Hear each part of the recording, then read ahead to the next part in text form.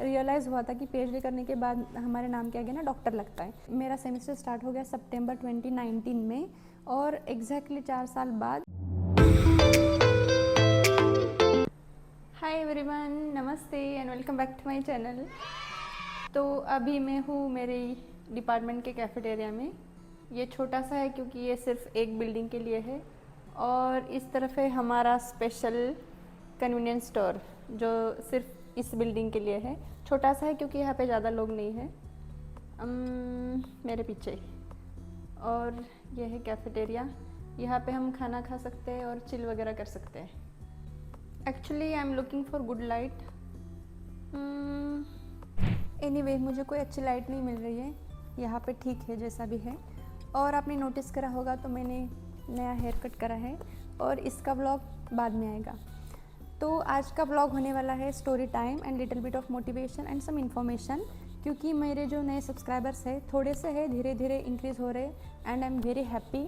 तो वो मुझे मैसेज करे किसी को डायसो व्लॉग देखना है, किसी को रूम टूर देखना है, किसी को सीरियस फूड चैलेंज देखना है और किसी को मेरी इंडिया टू कोरिया आने की जर्नी के बारे में जानना है कि मैं कैसे आई, मैं यहाँ पे क्या कर रही हूँ, मुझे कौन सी स्कॉलरशिप मिली, मैं जीके स्कॉलर हूँ या नहीं। तो मैंने सोचा कि मैं ये वाला वीडियो पहले बनाती हूँ। So here I am. सबसे इम्पॉर्टेंट बात यह है कि मैंने यूट्यूब स्टार्ट किया है अभी 6 मंथ पहले, लेकिन मैं कोरिया आई हूँ 6 साल पहले। तो मेरा जो एडमिशन प्रोसेस था, मेरा जो डॉक्यूमेंटेशन प्रोसेस था, वो जो भी रूल्स थे, शायद इन 6 साल में बहुत कुछ बदल गया है, क्योंकि बहुत लंबा समय है ऑफ कोर्स। तो मुझे नहीं पता कि मेरी जर्नी आपको कितना हेल्प करेगी, जो भी नॉलेज या जो भी इन्फॉर्मेशन मैं बताऊंगी, लेकिन मोटिवेशन मिलेगा। और जो भी बेसिक इन्फॉर्मेशन होती है वो तो चेंज नहीं होगी of course. So to begin with, मैंने मास्टर्स इन केमिस्ट्री करा था इंडिया से। और जब हम मास्टर्स कर रहे होते हैं ना, हमें लास्ट ईयर में एक प्रोजेक्ट करना होता है जिसके मार्क्स फाइनल में काउंट होते हैं। तो फॉर्चुनेटली लकीली जो भी हो, मेरे जो प्रोफेसर मुझे मिले थे, मतलब हमारे जो फैकल्टी प्रोफेसर होते हैं उनमें स्टूडेंट्स डिवाइड होते हैं। तो मुझे जो प्रोफेसर मिले थे वो कोरिया में विजिटिंग प्रोफेसर थे ऑलरेडी। और जब हम प्रोजेक्ट कर रहे थे तो वो ब्रेन पूल साइंटिस्ट काम कर रहे थे कोरिया में, लेकिन फिर भी मुझे कोई कोरिया का आइडिया नहीं था। मैं बस ये था बैकग्राउंड। तो सबकी तरह मैं भी यही सोच रही थी कि अभी लास्ट सेमेस्टर बचा है, उसके बाद क्या करना है, कंपनी में जाने का एक ऑप्शन है। मुझे टीचिंग में कोई इंटरेस्ट नहीं था। तो क्योंकि मेरे प्रोफेसर कोरिया में थे, हमें वहाँ पे गाइड करने उनके स्टूडेंट्स थे, उनके पीएचडी स्टूडेंट्स। तो क्योंकि मेरे अराउंड सारे पीएचडी वाले लोग थे, मुझे भी यही लगा कि शायद मैं पीएचडी कर सकती हूँ। और एक फ़नी बात ये भी है कि मुझे पता चला, रियलाइज़ हुआ था कि पीएचडी करने के बाद हमारे नाम के आगे ना डॉक्टर लगता है। हाई स्कूल में मुझे डॉक्टर बनना चाहती थी मैं, लेकिन नीट में मुझे बहुत ही घटिया मार्क्स मिले थे। तो मैं गई थी प्लेन बीएससी। एनीवेज मैं दोबारा भी ट्राई करती, तब भी हमारी फाइनेंशियल कंडीशंस इतनी भी अच्छी नहीं थी कि मतलब वो सारे खर्चे मेडिकल के, बाहर रहने के वगैरह हम नहीं कर पाते। तो मैंने प्लेन बीएससी करा और मेरे सब्जेक्ट्स थे physics, chemistry, zoology and botany. तो जूलॉजी बॉटनी में मुझे कोई इंटरेस्ट नहीं था। फिज़िक्स के मेजरमेंट्स कभी कभी नहीं आते थे प्रैक्टिकल में, तो मुझे ऐसे वो होता है ना कि ये नहीं करना है ऐसे। और केमिस्ट्री के प्रैक्टिकल्स मुझे बहुत पसंद थे सबसे ज़्यादा। तो मैंने सोचा कि हाँ मैं केमिस्ट्री करूँगी। तो हाँ, दैट्स हाउ मैंने बीएससी में केमिस्ट्री करा और बाद में मास्टर्स में जो मैं बता रही थी। तो ये था कि मैंने सोचा कि मैं पीएचडी करूँगी और उसके बाद हमारी यूनिवर्सिटी में पीएचडी एंट्रेंस एग्ज़ाम्स होते हैं। उसमें मुझे सिर्फ 50 मार्क्स मिले थे आउट ऑफ 100। तो मुझे, और जो ओपन कास्ट का एडमिशन था ना वो 52 पर क्लोज़ हुआ था और मुझे नहीं मिला एडमिशन। तो लेकिन जो होता है अच्छे के लिए होता है। फिर मैंने सोचा कि मैं बाहर ट्राई करूँगी दूसरी कंट्रीज़ में। हमारे प्रोफेसर के जो स्टूडेंट्स थे ना, ऑलरेडी वो कोरिया में काम कर रहे थे, आफ्टर पीएचडी पोस्ट डॉक वगैरह कर रहे थे। लेकिन तब मुझे ये कोई नॉलेज नहीं था, पोस्ट डॉक क्या होता है, ये क्या होता है, वो क्या होता है। लेकिन मेरी जो इंडिया की यूनिवर्सिटी है एंड कोरिया की यूनिवर्सिटी, उनके बीच में एक कॉन्ट्रैक्ट होता है EMOU, जिसमें इंडिया के स्टूडेंट्स, मतलब मेरी यूनिवर्सिटी के students as a student exchange Korean university में आ सकते हैं। कोरिया के स्टूडेंट्स या फिर कोरिया के प्रोफेसर जा सकते हैं इंडिया, कॉन्फ्रेंस में वगैरह पार्टिसिपेट कर सकते हैं, कोलैबोरेशन में काम कर सकते हैं। तो ऐसे होता है। तो बहुत सारे लोग ऑलरेडी कोरिया में काम कर रहे थे। लेकिन हाँ, मतलब जीकेएस अभी ट्रेंड में है, क्योंकि मतलब आफ्टर कोविड बहुत ज़्यादा बीटीएस फेमस हो गया, के पॉप ज़्यादा फेमस हो गया, के ड्रामा वगैरह ज़्यादा मतलब फेमस होता गया। तो बहुत सारे लोगों को कोरिया के बारे में पता चला और अभी कोरिया में आने का बहुत ज़्यादा क्रेज़ है। लेकिन जो लोग रिसर्च एंड डेवलपमेंट में है ना, पीएचडी में वगैरह या पोस्ट डॉक, जिन्होंने इंडिया में पीएचडी करी है, पोस्ट डॉक के लिए कोरिया आए हैं या फिर किसी कंपनी में काम करे, तो वो लोग बहुत सालों से कोरिया में हैं। लाइक 10-20 सालों से, मैं कुछ लोगों को जानती हूँ कि वो 15-20 सालों से कोरिया में है। लेकिन तब ना ब्लॉगिंग वगैरह, यूट्यूब वगैरह या फिर ये कंटेंट क्रिएशन, कोरिया का कल्चर दिखाना वगैरह तब इतना नहीं था, तो किसी को इतना मतलब पता नहीं था उसके बारे में। इसलिए मुझे भी इतना कोई, अभी जितना लोग कोरिया आना चाहते हैं, जितना डेस्परेटली यहाँ पे रहना चाहते हैं, तब उतना उस टाइम पे नहीं था, लाइक 6-6.5 साल पहले। तो मेरा भी वही था। मैं ट्राई करी थी यूरोपियन कंट्रीज़ वगैरह या फिर ऑस्ट्रेलिया वगैरह। सो मेरा एक कज़न ब्रदर है, उनके एक friend, he is a very renowned scientist in the field of energy storage in Australia. तो वो किसी काम की वजह से इंडिया आ रहे थे, तो मेरे भाई ने उनको बोला कि मेरी बहन है वो पीएचडी करना चाहती है, देखो तुम उसको कुछ गाइड कर सकते हो। तो सो हम मिले थे। देन ही टोल्ड मी कि तुम्हें कुछ इंग्लिश लैंग्वेज के एग्ज़ाम्स देने पड़ेंगे, टोफेल, IELTS वगैरह। सो तब तक मुझे इन एग्ज़ाम्स के बारे में कुछ भी नहीं पता था। फिर मैंने अपनी सिटी में सर्च किया कौन से अच्छे क्लासेस है, और मैंने एक क्लास में एनरोल करा। और वो क्लास की टीचर थी, वो कुछ नहीं पढ़ाती थी, वो एक वीज़ा एजेंट भी थी और एज अ कंसल्टेंट भी काम करती थी। वो जो होता है ना कि बाहर की यूनिवर्सिटीज़ में आपके एप्लीकेशंस भेजते हैं, वहाँ पे भी एक इंडियन बंदा होता है, और अगर आपका एडमिशन हो गया तो उनको कमीशन मिलता है, ऐसे मतलब वो उसी काम में मैं बिज़ी रहती थी। और मैंने भी इतना कुछ ध्यान नहीं दिया था उस एग्ज़ाम पे, IELTS पे। तो मुझे 6 बैंड मिला था, जो कि बहुत ही एवरेज है, आउट ऑफ 9 6 बैंड, जो कि बहुत ही एवरेज है। तो फिर बाद में उन्होंने, वो जो टीचर थी, उन्होंने हमें इंट्रोड्यूस करा था एक इंसान से जो फ्रांस में था। Closing okay.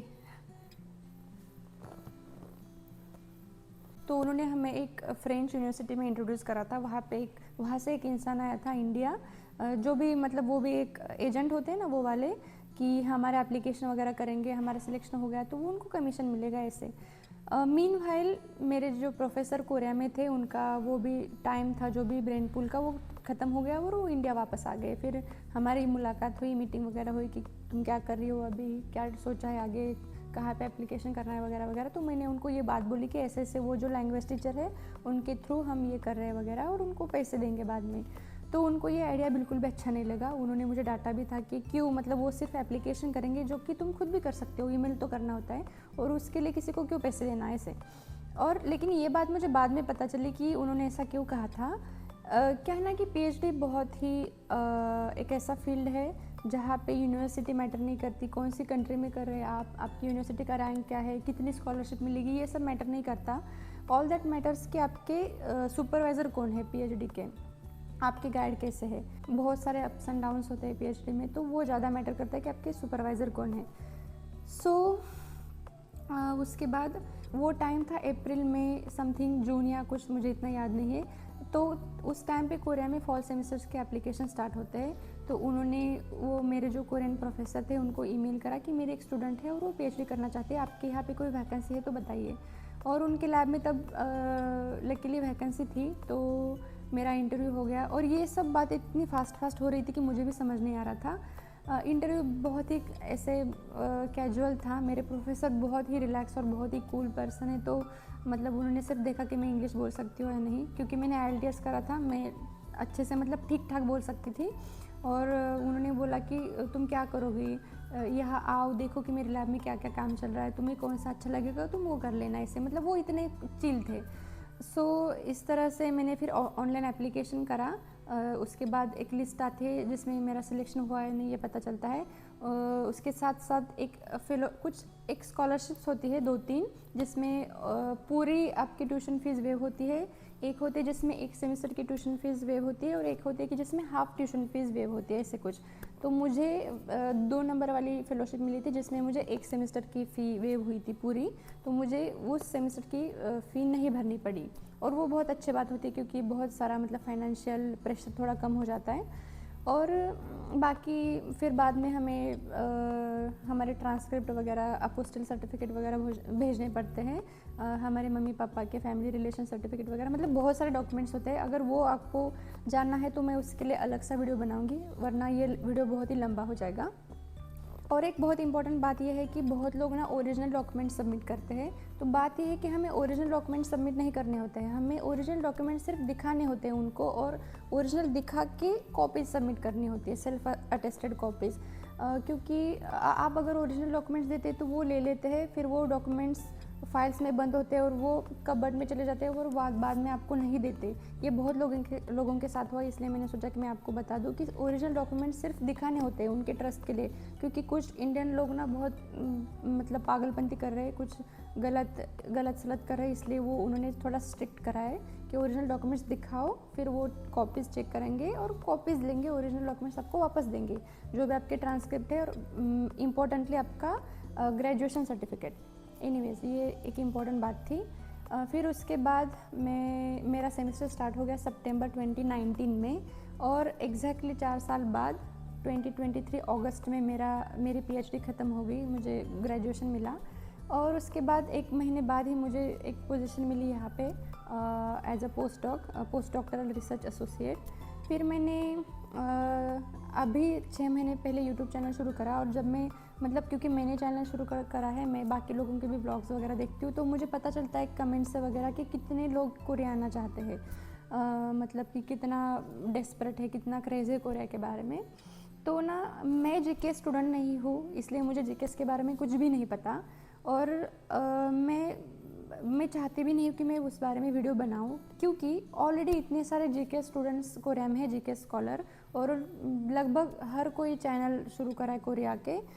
अच्छी बात है, और कुछ लोग बहुत ही अच्छी इन्फॉर्मेशन देते हैं, जैसे कि मैंने देखा अंजलिन कोरिया एक लड़की है, खुशी नाम की भी एक लड़की है। तो आपको अगर इन्फॉर्मेशन चाहिए तो आप प्लीज़ उनके ब्लॉग्स देखिए। अभी भी उन्होंने बहुत सारे वीडियोस डाले जीके के बारे में, नए गाइडलाइंस के बारे में वगैरह, क्योंकि जिन्होंने वो प्रोसीजर खुद एक्सपीरियंस करा है, सब कुछ उसके थ्रू गए हैं, वो लोग अच्छे से गाइड कर सकते हैं। मैं इतना अच्छे से गाइड नहीं कर पाऊँगी, क्योंकि मैंने वो एक्सपीरियंस ही नहीं करा कि क्या होता है जीकेएस वगैरह, मुझे तो कुछ भी नहीं पता उसके बारे में, क्योंकि मेरी स्कॉलरशिप बिल्कुल ही अलग थी। लेकिन मेरी स्कॉलरशिप के बारे में मैं आपको बता सकती हूँ कि एक तो आप पीएचडी के लिए आ सकते हो, या फिर masters plus integrated PhD course होता है उसके लिए आ सकते हो, या फिर सिर्फ मास्टर्स के लिए आ सकते हो। और रिसर्च एंड डेवलपमेंट में ये होता है ना कि आपके लैब में ऑलरेडी फंडिंग होता है, प्रोजेक्ट्स वगैरह होता है, कोरियन गवर्नमेंट के प्रोजेक्ट्स होते हैं, या फिर कुछ प्राइवेट इंस्टीट्यूट्स के प्रोजेक्ट होते हैं, तो उनसे लैब को फंडिंग मिलता है, और उसी से आपको सैलरी मिलती है या फिर आपकी स्कॉलरशिप मिलती है। तो उसकी वजह से आपको किसी अलग स्कॉलरशिप का पैसों का टेंशन लेने की ज़रूरत नहीं है। लेकिन जीकेएस में आपको शायद ट्रैवल अलाउंस वगैरह मिलता है, एक बार आने जाने का कुछ, लेकिन इसमें ऐसा कुछ नहीं है, हमें खुद अपने फ़्लाइट टिकट्स बुक करने होते हैं। सबसे इम्पोर्टेंट क्वेश्चन आपके मन में ये होगा कि पोजीशंस कैसे ढूंढने हैं। तो सबसे आसान तरीका ये है कि आपके जो भी सीनियर वगैरह कोरिया में काम कर रहे हैं, या फिर कोई जान पहचान का इंसान, या फिर अगर सोशल मीडिया पे आपको कोई मिलता है तो उनको पूछ सकते हैं आप कि आपके यहाँ पे कोई वैकेंसी है या नहीं। बहुत बार ये होता है कि लोग मदद करते हैं, आपको सिर्फ मदद मांगनी आनी चाहिए, क्योंकि बहुत सारे लोग रिप्लाई वगैरह करते हैं, आपको सब कुछ बता देते हैं। तो ये एक आसान तरीका ये है कि आप पूछो, अपने सीनियर्स को पूछो कि उनके यहाँ पे कोई वैकेंसी वगैरह है कि नहीं, और फिर आप एप्लीकेशन कर सकते हैं। ये एक पहला ऑप्शन है। दूसरा ऑप्शन ये है कि देखो, अगर आपको पोजीशन चाहिए, आपको कोरिया आना है, तो आपको सबसे ज़्यादा हार्डवर्क करना पड़ेगा। तो आपको ना क्या करना है कि सारी यूनिवर्सिटीज़ जिसमें आपको इंटरेस्ट है उसकी एक लिस्ट बनानी है। फिर उस यूनिवर्सिटी के जो भी आपका डिपार्टमेंट है, फॉर एग्जांपल कि मेरा केमिस्ट्री था, मुझे केमिस्ट्री में किसी एक फील्ड में काम करना है, तो मैं सर्च करूँगी कि केमिस्ट्री रिलेटेड डिपार्टमेंट सर्च करूँगी, जैसे कि केमिकल एजुकेशन हो गया, स्कूल ऑफ केमिकल इंजीनियरिंग हो गया, मटेरियल साइंस एंड इंजीनियरिंग हो गया, वो सारे मैं डिपार्टमेंट्स फिर सिलेक्ट करूँगी। उसमें मैं हर फैकल्टी चेक करूँगी कि कौन कौन से प्रोफेसर काम कर रहे हैं, उनके लैब में क्या क्या काम हो रहा है। और देखो, केमिस्ट्री एक बहुत ही वाइड टॉपिक है, आपको नैरो डाउन करना है कि आपका काम क्या है, आपको किस में काम करना है। केमिस्ट्री एक तो बहुत बड़ा टॉपिक है, उसमें से आपको कुछ सिलेक्ट करना होगा कि आप किस में काम करना चाहते हैं, या फिर आपने पहले क्या करा है उसी को आप कंटिन्यू करना चाहते हैं। तो इस तरह से आपको ढूंढना है कि कौन से प्रोफेसर उस फील्ड में काम कर रहे हैं। फिर उसमें जाके आप मेंबर्स में देख सकते हैं कि कौन कौन से लोग हैं। अगर कोई इंडियन है तो आप उनको कांटेक्ट कर सकते हैं, लैब के बारे में पूछ सकते हैं कि कैसे है, वैकेंसी वगैरह है कि नहीं। फिर वहाँ पे सारे डिटेल्स होते हैं, ईमेल्स वगैरह होते हैं प्रोफेसर के, आप उनको अपना सीवी वगैरह भेज सकते हैं, लाइक प्रॉपर ईमेल बना सकते हैं कि ऐसे ऐसे आप इंटरेस्टेड हो वगैरह। बहुत बार लोग रिप्लाई नहीं करते क्योंकि यहाँ पे लोग बहुत बिजी होते हैं, आपका ईमेल कहीं पे चला जाएगा नीचे, उनको पता भी नहीं चलेगा। तो आपको बहुत ट्राई करना पड़ेगा, लाइक आप 20-25 ईमेल भेजेंगे तो कोई आपको 1-2 रिप्लाई करेगा। तो ये होता है, लेकिन आपको बहुत ही पेशेंटली वेट करना पड़ेगा, ट्राई करते रहना पड़ेगा। हमें ना हमेशा एक मौके की ज़रूरत होती है, एक मौका, एक अपॉर्चुनिटी, उसके बाद हमारी लाइफ चेंज हो सकती है। जैसे कि मेरी लाइफ में मुझे वो अपॉर्चुनिटी मेरे प्रोफेसर ने दी थी, इंडियन प्रोफेसर ने, उन्होंने मुझे बहुत हेल्प करी थी। जैसे कि इवन वीज़ा के टाइम पे हमें बैंक स्टेटमेंट देना पड़ता है जिसमें 1 लाख के अराउंड अमाउंट चाहिए होता है, तो वो पैसे भी उन्होंने मेरे अकाउंट में ट्रांसफ़र करे थे, फिर बाद में मैंने उनको वापस करे। और जब हम लाइक मैं कोरिया आई थी तो मेरे लिए हॉस्टल लाइक डॉर्मेटरी के फ़ीस भरना, मेरे लिए सामान वगैरह ख़रीदना, ये सब मेरे फ्रेंड्स ने करा था। मेरा एक फ्रेंड था, उसने करा था ये सब। तो लोग होते हैं आपको मदद करने के लिए, तो आपको पैसों का वगैरह कोई इतना सोचने की ज़रूरत नहीं है। ये मैं इसलिए बता रही हूँ कि मुझे कमेंट्स में लोग पूछते कि पैसे कितने लगेंगे, कैसे करेंगे वगैरह।